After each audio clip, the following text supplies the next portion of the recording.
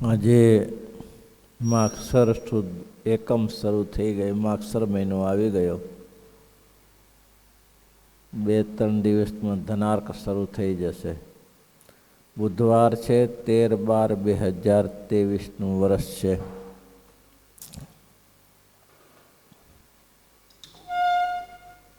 પ્રશ્ન મયારમ ભટ્ટે પૂછેલો છે. હે મહારાજ, ઉત્તમ વચનામૃત બીજું છે ગઢડા પ્રથમ પ્રકરણનું. ઉત્તમ, મધ્યમ અને કનિષ્ઠ 3 પ્રકારના વૈરાગ્યના શું લક્ષણ છે? પણ વૈરાગ્યના કોઈ લક્ષણ ન હોય. લક્ષણ વૈરાગવાન ન હોય. એટલે મહારાજે પ્રશ્ન ગમે તેમ પૂછાયો, પણ મહારાજે ઉત્તર સરળ રીતે આપ્યો. એનો શ્રીજી મહારાજ બોલ્યા, જે ઉત્તમ વૈરાગ્ય જેને હોય, બદલાવી નાખ્યું વૈરાગ્યની વાત ને. ઉત્તમ વૈરાગ્ય જેને હોય તે પરમેશ્વરની આજ્ઞા કરીને અથવા તો પોતાના પ્રારબ્ધ કર્મને વશે કરીને વ્યવહારમાં રહે. ક્યાં જાય? સંસારમાં જન્મ લીધો તે સંસારમાં જ રહેવાનો છે. તે કહે છે ભગવાનની આજ્ઞા કરીને, ભગવાન એની આજ્ઞા કરે કે તમે આ સંસારમાં રહો. જેમાં આપણે સમજીએ છીએ કે સુરા માચા અલૈયા મૈયા ઇત્યાદિ 18 સંતોને મહારાજે આજ્ઞા કરી કે તમે પરમહંસ દીક્ષા સ્વીકારો અને અમારી સેવામાં આવી જાઓ. તો એ બધા પરમહંસો ભાઈ દીકરીઓને કે બારે જાઓ, હું અત્યારે બારે કુસ્તી કરો કંઈ.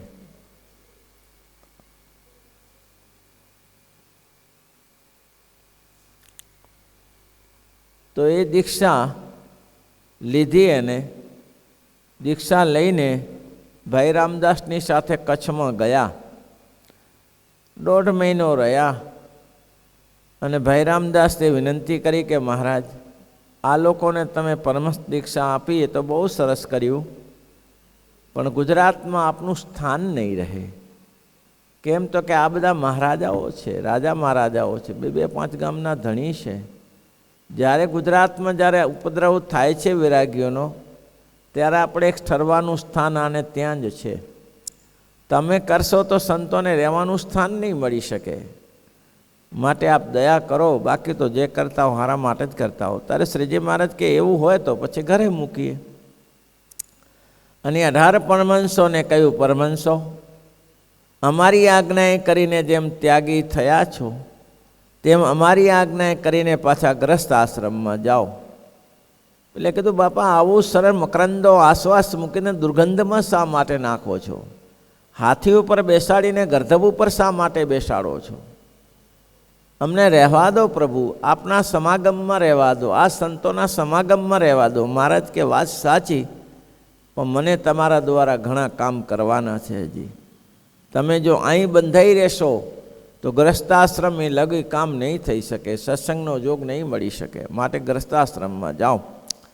તો એ લોકો ગ્રસ્તાશ્રમમાં ગયા, પણ મહારાજની સેવામાં ખબરદાર થઈને રહ્યા.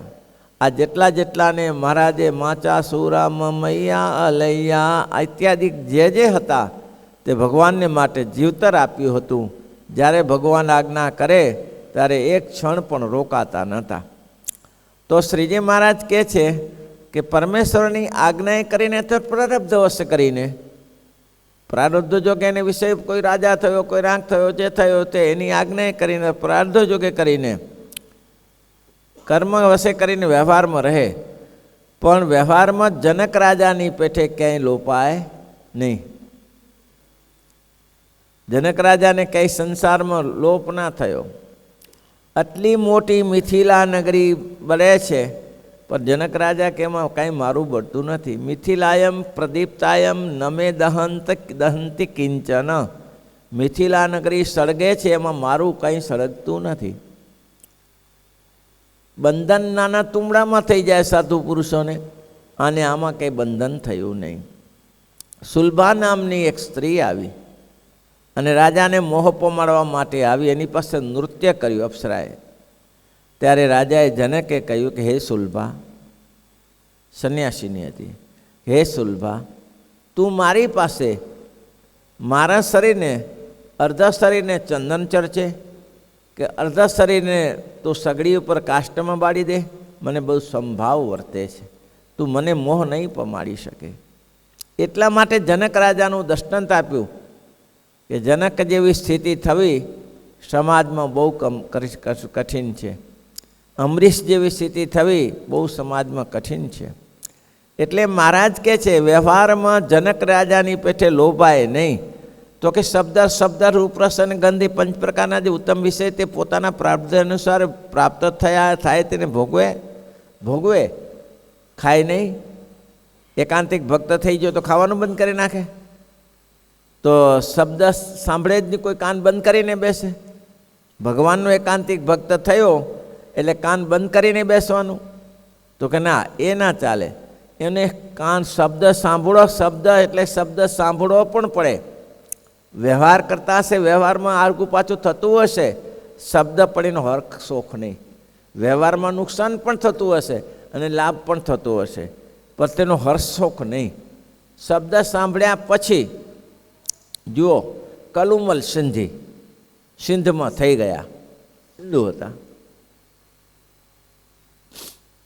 સવારનો સમય પૂજામાં બેઠેલા અને એમનો એક કિંમતી હાર, કલુમલ સિંધીને ત્યાં કિંમતી હાર એટલે એવો લાખો રૂપિયાનો હાર ક્યાંક મુકાઈ ગયો હશે, મળ્યો નહીં. એટલે એની દાસીએ કહ્યું, અધા તો કે હા, હાર ખોઈ ગયો હોય.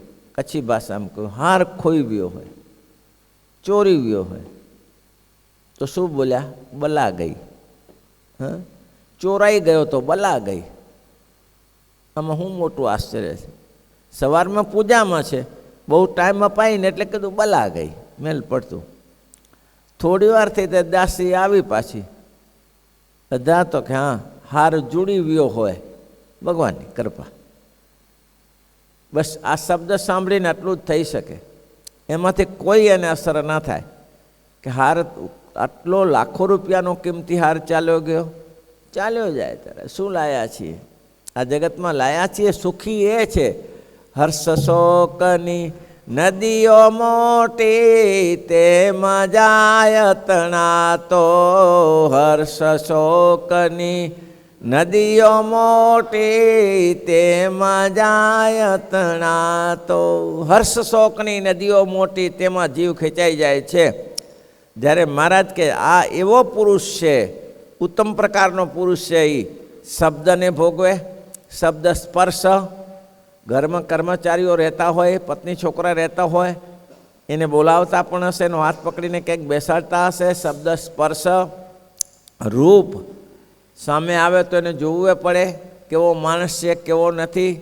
રૂપ, રસ, આ શરીર ચલાવવા માટે રસની જરૂર છે. શરીર ચલાવવું હોય તો રસ વગર ચાલશે નહીં.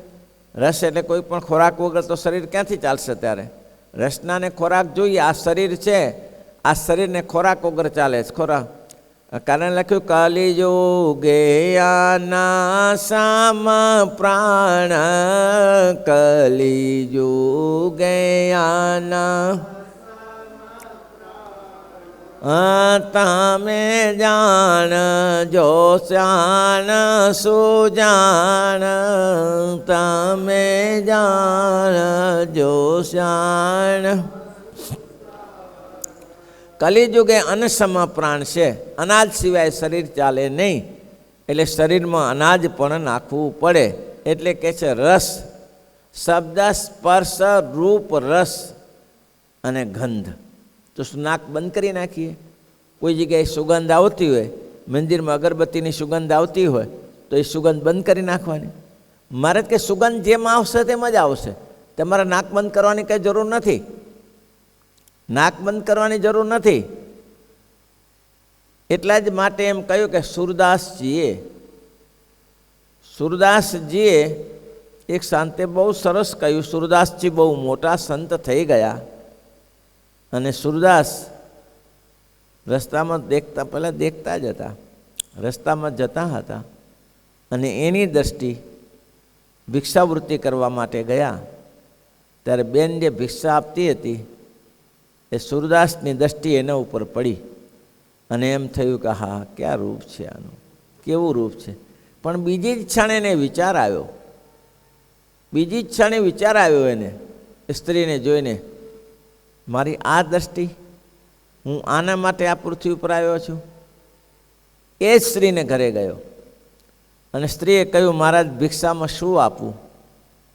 તો કે 2 સળિયા આપી દો, ગરમ કરેલા, 2 ગરમ કરેલા સળિયા આપી દો. બેનને ખબર નહીં કે શું કરવા માટે સળિયા માગે છે, ખીરાસરી. 2 ગરમ કરેલા સળિયા આપ્યા અને તરત આંખમાં નાખીને ફોડી નાખ્યા.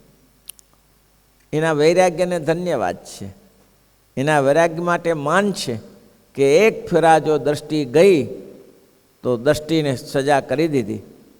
પણ મહારાજ કે એનાથી ઇન્દ્રિયો જીતાતી નથી, એટલું ધ્યાન રાખજો. ઇન્દ્રિયો જીતાતી નથી.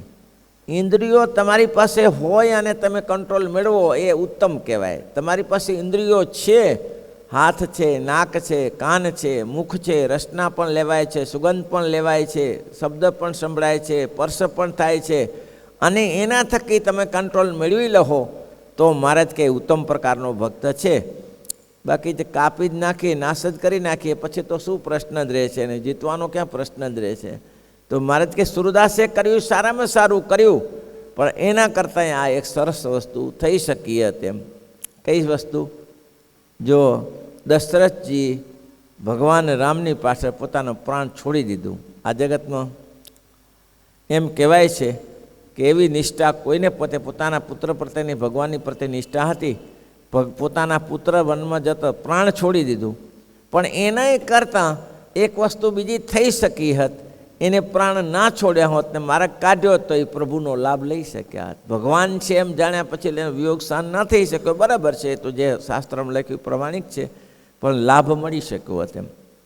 એટલે મહારાજ કહે છે, શબ્દ, સ્પર્શ, રૂપ, રસ અને ગંધ, આ 5 વિષયો છે એ 5 વિષયોને ભોગવે. પણ 5 વિષયોને કેવી રીતે ભોગવે? ભગવાનની સ્મૃતિએ સહિત ભોગવે. કોઈ પણ પદાર્થ ભગવાનને સંભાળ્યા વગર જમે નહીં. જે અનાજનો કોળિયો ભરે તેઓ સ્વામિનારાયણ, સ્વામિનારાયણ, સ્વામિનારાયણ, સ્વામિનારાયણ, સ્વામિનારાયણ નામની સાથે કોળિયો લે. પણ પશુ ઘાસ ખાય એમ કોળિયો ના લે. અને આ તો સંતો માત્રને, સત્સંગી માત્રને શીખી લેવું જોઈએ. મહારાજ કહે છે, કોળીએ જે સ્વામિનારાયણનું નામ લે છે એ તો મહારાજ કહે છે અમૃત લે છે. આની સદા ઉપવાસી છે. સહેજે સહેજે ઉપવાસ થઈ જાય તો સ્વામિનારાયણ, સ્વામિનારાયણ, સ્વામિનારાયણ, સ્વામિનારાયણ કરીને કોળીઓ લ્યો. પણ ગમે એટલું થાય પણ એ વસ્તુ નથી આવતી. બોલો, આવે છે ભાઈ? આવે છે કોળીઓ સ્વામિનારાયણ? તો શું 50-500 કોળિયા લઈએ છીએ? કોળિયા 25-30 જ હોય છે, છતાંય પણ એ ભગવાનનું નામ નથી આવતું. એટલા માટે મહારાજે કીધું કે શબ્દ, સ્પર્શ, રૂપ, રસ અને ગંધ તેને ભોગવે. ઈશ્વરની આજ્ઞા કરીને ભોગવે કે તમે ગ્રસ્તાશ્રમમાં રહો તો ભોગવે, અથવા તો પ્રારબ્ધ વશે કરીને પોતાને 2500 ભાગ પ્રાપ્ત થયા તેને ભોગવે. પણ એ જનક રાજાની પેઠે 2500માં બંધાય નહીં. જનક રાજાની પેઠે 2500માં બંધાય નહીં. જેમ કે જીવબા ને લાડુબા એ નક્કી કરેલું હોય એટલું જ ખોરાક લેવાય, જોખીને જ લેવાય. આ શરીરને પોષવા માટે અનાજ નથી ખાતા, શરીર ચાલે એટલા માટે પુષ્ટ નથી કરવું. પણ શરીર ચાલી શકે, ભગવાનની ભજનમાં સહાયતારૂપ છે એટલા માટે આનું અન્ન લેવું જોઈએ. એટલે મહારાજ કે ઉત્તમ પ્રકારનો ભક્ત છે. ધન લોપાય નહીં. શબ્દ, સ્પર્શ, રૂપ, રસ, ગંધ પ્રકારે ગંધ પણ લે. 5 પ્રકારના જે ઉત્તમ વિષય તેને પ્રારબ્ધાનુસારે પ્રાપ્ત થયા તે ભોગવે. પણ પ્રીતિએ રહિત ઉદાસ તકો ભોગવે. પ્રીતિએ રહિત ઉદાસ તકો ભોગવે. ભોગવે ખરો, ઉદાસ તકો ભોગવે. કર્તવ્ય જાણીને ભોગવે. કર્તવ્ય જાણી. એટલા માટે તો સુખદેવજીએ પ્રશ્ન પૂછ્યો જનક રાજાને કે તમે વિદેહી કેવાઓ છો? તો આ સંસારની બધી વિટમડા તો ચલાવો છો, રાજ્ય તો ચલાવો છો, આ સેવકોને કામ સોંપો છો, તમે દેશ દેશારમાં કાગળ લખીને બધા સમાચાર મેળવો છો, તમે ખંડલી ઉઘરાવો છો, આ બધું તમે કરો છો અને તમારી જાતને વિદેયી કહો છો. અરે નારદજી અને સુખદેવજીને કહ્યું કે પ્રભુ પેલા ભોજન લઈ લો, પછી આપણે ચર્ચા કરીએ. તો ભોજન લેવા બેઠા. ઉપર એવું બતાવ્યું જનક રાજાએ, એક તાંતણામાં મોટી તરવાર લટકાવેલી, એક તાંતણામાં દોરામાં મોટી તરવાર લટકાવેલી, અને તરવાર એના માથા ઉપર ઉપર ઊંચી અને નીચે જમવા બેસાડ્યા. એ તો સરસ મજાની વાનગી બનાવેલી, લાડુ, દાળ ભાત, ભજીયા, સાટા, પેંડા, બરફી, આમ તરહ તરહની વાનગી હતી. સુખદેવજીને કહ્યું જમી લો. સુખદેવજી જમી લીધું. સુખ જમ્યા પછી પૂછ્યું કે પ્રભુ સ્વાદ કેવો લાગ્યો? સ્વાદ કેવો લાગ્યો? તો કે શેનો? આ જમ્યા સાટા ને પેંડા ને બરફીને જમ્યા એનો સ્વાદ કેવો? અરે સ્વાદને જોઈ કે આ માથે તરવાર લટકે એને જોવાની કે હા, આ તરવાર આવડી મોટી 10 મણની તરવાર ઉપર લટકાવી છે, માથે પડે તો થાય શું? કે મારું ધ્યાન જ આમાં હતું, તરવારમાં. તો ભોજનમાં ધ્યાન ના રહ્યું. ભોજનમાં શું ધ્યાન રહે? શું ખાધું એ જ ખબર ના પડી? તો કે એસીની ખબર પડે આમાં આ હમણાં પડશે, ભૂકા કરી નાખશે. બસ આ જ બસ જનક રાજા કહે છે, તમને જેમ ભોજન કરતી વેળાએ ભોજનની ખબર ન રહી કે હું શું જમ્યો છું, તેમ હું વ્યવહાર કરતી વેળાએ મને વ્યવહારની કોઈ ખબર નથી રહેતી કે હું શું વ્યવહાર કર્યો છે. વ્યવહાર પતી ગયો, પૂરું થઈ ગયું, એનો કોઈ ખરખરો નથી, એનો કોઈ હર્ષ નથી.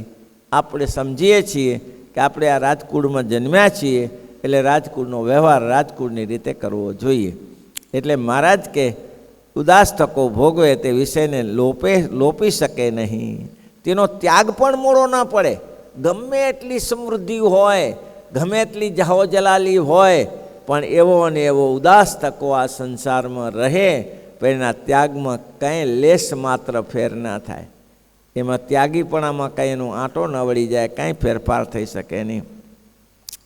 અને વિષયને વિષય નિરંતર દોષને દેખતો રહે અને વિષયને શત્રુ જેવા જાણે. દોષ છે, હું વધારે ભોગવીશ તો નરકના અધિકારી થશું.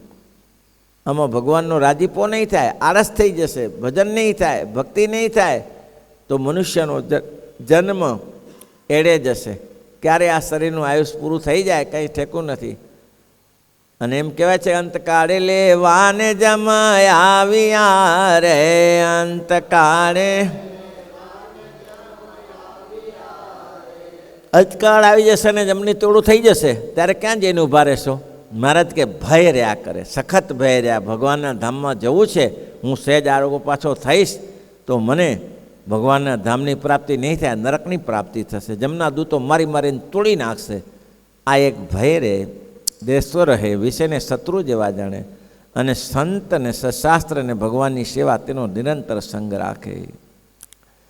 સંત અને સશાસ્ત્ર અને ભગવાનનો નિરંતર સંગ રાખે. સંતોની સેવા મળે તો ભગવાનનું મોટું મારું ભાગ્ય છે. સત્સંગની સેવા મળે, બહુ દુર્લભ મને આવો અવસર મળી ગયો. ભગવાન પુરુષોત્તમ નારાયણની સેવા મળે. કઈ સેવા? ફૂલહાર કરવા, આંગળું વારી નાખવાનું, ઠાકોરજીને વાઘા કરવા, સિંહાસન સંઘારીને રાખવું, આ ઠાકોરજીની સેવા મળે, મારું મોટું ભાગ્ય છે ભાઈ. દેશકાળ સંગત કઠણાઈ પડે તો પણ તેની સમજણ મોડી ના પડે ને તેમને ઉત્તમ રહે.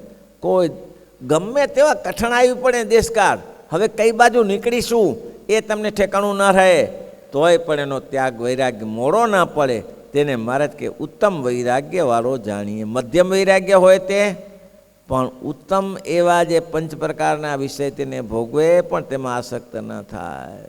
ભલે સરસ મજાના જ્યાં રાચ રચેલા ભોગવે, મહેલ હોય, બંગલા હોય, જાહો જલાલી હોય, ઉત્તમ પ્રકારના 5 વિષય ભોગવે, એ પણ ભોગવે 5 વિષય તેને, પણ એમાં મોડો ન પડે, વૈરાગમાં ફેરફાર ન પડે. પણ ક્યારે તકલીફ થાય? મધ્યમ વૈરાગ્યને તકલીફ થાય ક્યારે થાય? તો કે દેશકાળ કઠણ હોય તોય ભોગવે, તો એને એ ઉત્તમ પ્રકારના એને 5 વિષય, મધ્યમ વર્ગ ઉત્તમ પ્રકારના 5 વિષયને ભોગવે પણ તેમાં આસક્ત ન થાય. અને જો દેશકાળ અને સંકઠણ પ્રાપ્ત થાય તો વિષયને વિષય બંધાઈ જાય. ગમે તેવા ભલભલા મોટા મોટા જોયા છે, મોટા જોગીઓ જોયા છે, બંધાઈ ગયા છે. એકલ શૃંગી વસે વન માહી રહે જેને ભામીની ભાન નહીં કહી રે શાંતાનમની રોમપર દેશના રાજાના રાજ્યમાં ગયા અને શાંતાનમની કામને કન્યા સાથે પરણી ગયા. વિષમ ખરાબ, દેશકાળ ખરાબ આવે.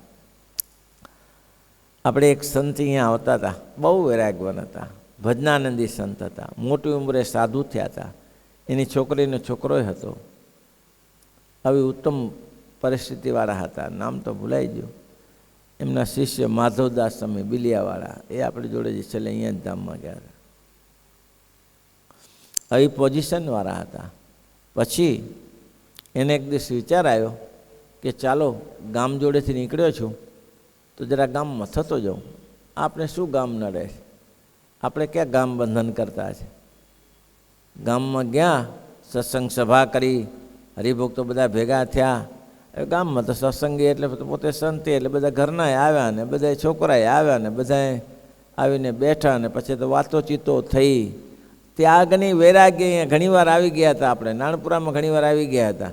ત્યાગ અને વૈરાગની છતાં તો એની કંઈ પરાભવ ન થઈ શકે. અને પોતે જાતે કે અત્યાર સુધી કોઈ આંગળી ચીંધી શક્યું નથી 25-30 વર્ષના વૈરાગ્યમાં, અને હવે આંગળી નહીં ચૂંધી શકે. આંગળી તો ના ચીંધી તો ના ચીંધી, પણ ઘરે ગયા અને ત્યાં જ રહી ગયા. નીકળી શક્યા નહીં. માધાને કહ્યું તું નીકળ ભાઈ, કે મારું પતી ગયું. આવું થયું. દેશકાળ વિષમ આવે ત્યારે બંધાઈ જાય, ત્યારે એનો ત્યાગ, ગમે તો વિષયમાં આસક્તિ તેને જોર કરી જાય, ઘર ભેગા થઈ જાય. બોલો, એટલા માટે મહારાજ કહે છે કે દેશકાળ વિષમ આવે અને પણ ફેરફાર ન થાય તો ઉત્તમ વૈરાગવાળો છે. તો કનિષ્ઠ વૈરાગ્યવાળો હવે તેને સામાન્ય દોષયુક્ત એવા 25 જો પ્રાપ્ત થાય તો તેને ભોગવે, તેમાં બંધાય નહીં. સામાન્ય 25 ભાગ થાય તો ભોગવે, બંધાય નહીં. પણ એને પણ જો વિશેષ 25 પ્રાપ્ત થાય તો ભોગવાઈ જાય. ઉત્તમ કયો? ગમે તેવા 25 આવી જાય, હા, ગમે તેવા ડંકા વાગે, ગમે તે ધૂણી ધડકાવે, પણ એને કોઈ રીતે પ્રારબ્ધ અનુસારે ભોગવે, પણ કોઈ રીતે એમાં બંધાય નહીં. વ્યવહાર જનક રાજાની પછી શબ્દ સ્પર્શ રૂપ રસ અને ગંધ તે પ્રાપ્ત થયા, તેને પોતાની ઉત્તમ જે વિષયો તેને પ્રાપ્ત અનુસારે પ્રાપ્ત થયા તેને ભોગવે, પણ પ્રીતિએ રહિત અને ઉદાસો થકો ભોગવે, અને વિષય એને લોપી શકે નહીં, અને પોતે વિષયમાં બંધાય પણ નહીં. અને સત્શાસ્ત્ર અને સંતોનો અને ભગવાનનો સમાગમ નિરંતર રાખે, કાંઈ એ બંધાય નહીં. ગમે તેવા વિષયો આવીને પડે, દુષ્કાળ વિષયમાં તો બંધાય નહીં. ઉત્તમ મધ્યમ વૈરાગવાળો છે એ વિષયોને ભોગવે, ઉત્તમ વિષયોને ભોગવે, પણ એને દેશકાળ ખરાબ આવી પડે તો પાછો પડી જાય, એ ગયા બધા. કનિષ્ઠ વૈરાગ્યવાળો છે એ વિષયો, ખરાબ વિષયોનો ભોગવે, સામાન્ય વિષયો ભોગવતો હોય ત્યાં સુધી વાંધો ના આવે, પણ સાટા ને પેંડા ને બરફી ને જલબે ને ગાંઠિયા ને થવાનું થાય ત્યારે શું થાય? ત્યારે બંધાયા વગર રે નહીં. મહારાજ કે ભલભલા પડી ગયા. શાંતાનંદ જેવા સમાધિનિષ્ઠ 18 દિવસની સમાધિ કરે, 18 દિવસ ઊભા થાય. ગોપાળાનંદ સ્વામીનો મહાપુરુષ દાસે કોન્ટેક્ટ કરીને કહ્યું કે આ તો પ્રભુ શિષ્ય તે મૂંડ્યો પણ મહા ઉપાધિ છે, કેમ 18 દિવસ સુધી કઈ જગ્યાએ પડ્યો રહે, તો મારે ગામંત્રા કેવી રીતે કરવા? સ્વામી કે એક વસ્તુ થાય, શું? સરસ મરસ જલેબી સાટા ને પેંડા ને જાગે ને 18મા દિવસે ત્યારે ખવડાવવાના, જુઓ પછી એની મજા. પેલા જાગે ત્યારે સાટા ને પેંડા ને બરફી ને મહાપુરુષ તૈયાર રાખે, બધું ખવડાવે. ઉતરવા માંડ્યું ભાઈ. 18 દિવસનું 17 દિવસ આવ્યું, 16 દિવસ આવ્યું, 15, 3 દિવસ રહ્યું. ગોપાળાનંદ સ્વામી કહે 3 દિવસ તો હવે બધું બંધ કરી નાખો, હવે જેમ જેમ રહેવા દો, નહીં તો અમરું જશે પાછું, ઘર ભેગા ન થઈ જાય પાછા. આવું છે ભાઈ, ગમે તેવું હોય તો ચડી જાય છે. એટલા માટે મહારાજ કે કનિષ્ઠનું કાંઈ ઠેકાણું નહીં. શ્રીપતિમ ઇતિ વચનામાં શ્રીપતિમ શ્રીધારામ